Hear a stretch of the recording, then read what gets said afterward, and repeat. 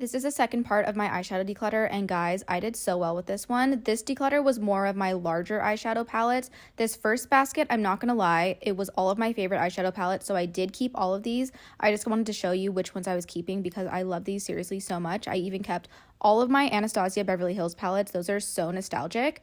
Moving on to my second basket, this one had a lot of single eyeshadows, so I did try and keep most of those just because they're very unique colors and you never know when you'll need them. Looking at these palettes makes me so nostalgic because I remember doing colorful eyeshadow looks every single day. That's how most of you guys honestly found my account, was all of my colorful eyeshadow looks, and I miss it so much, so maybe this is a sign that I should go back to it. I did end up finding some palettes that were unopened and unused, so I was able to donate those, which is always a good thing. Similar to my last eyeshadow video, I tried to look at these palettes and see which shades I already have. If there was a palette that had a lot of shades that were already in my collection, I tried to get rid of those as much as I could. Look at this James Charles palette. Isn't that nostalgic? I also had a ton of Morphe palettes that I did end up keeping. I feel like Morphe eyeshadows are just so good. Now moving on to the third basket. Again, I tried to be very brutal with this one. I found some more unopened palettes. I was really just drilling down into these eyeshadow shades and just making sure that I wasn't keeping more than I needed because, again, I'm not really doing those colorful eyeshadow looks anymore, so I don't need to keep so many eyeshadow palettes.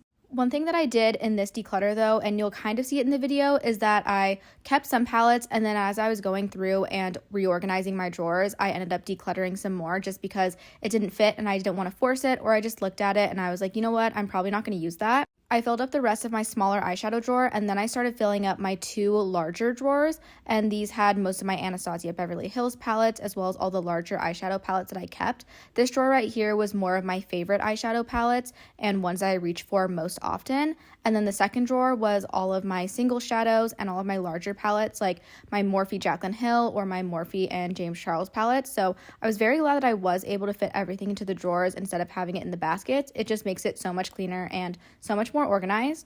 But here's everything that I ended up getting rid of and decluttering. It's a huge pile, and this is everything I'm donating.